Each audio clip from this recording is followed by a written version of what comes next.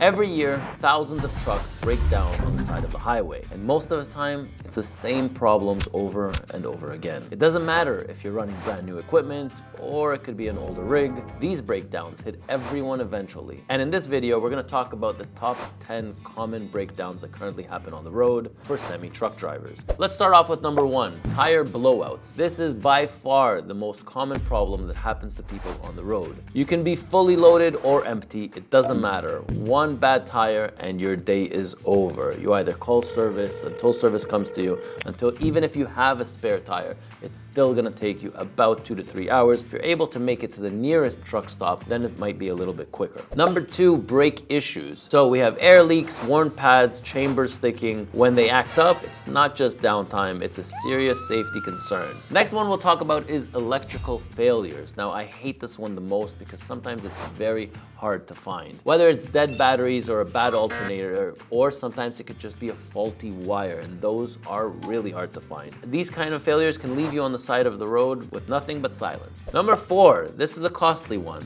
If your engine is overheating. Whether you're pulling a grade or idling in traffic, when that temperature gauge is climbing, you know it's going to be a big bill. Now when you're in this situation, you're hopeful that the situation doesn't get worse, but in most cases it does get worse. Number 5, we're gonna talk about fuel system problems. Whether it's clogged filters, bad injectors, dirty diesel, one hiccup and the truck starts coughing or loses power mid-run. Number 6, emission system. Now this might just be a problem of the past if a new bill comes in that they're trying to introduce. But let's talk about the EGR valves, the DPF filters, the DPF sensors. You already know when those lights come on, your truck was probably going to get derated right before your delivery. Now hopefully your truck will do a regen, but in a lot of times it won't solve the problem, leaving you stranded in a derate mode. Number 7, transmission. Transmission trouble, hard shifting, slipping, or just refusing to go into gear. I'm sure at one point or another, if you're an experienced driver, you've felt this before. Now this can lead to an extremely expensive bill.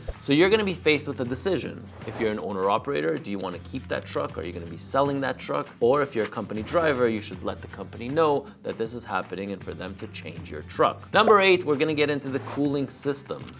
So whether it's hoses, water pumps, radiators, one small crack can turn into a full-blown breakdown on the side of the road. Number 9, we'll talk about air systems, air leaks. I'm sure some of you have lived through this. When you park your truck for the weekend, you come back to the truck, you turn it on, and all of a sudden that constant hissing sound. All of that means money out of your pocket. And number 10, starters and alternators. Starters and alternators are small parts, but are big headaches. You don't think about them until the truck refuses to start on a Monday morning. For those of you that are in the game, you know that breakdowns are a part of the business, but nobody's paying us for it.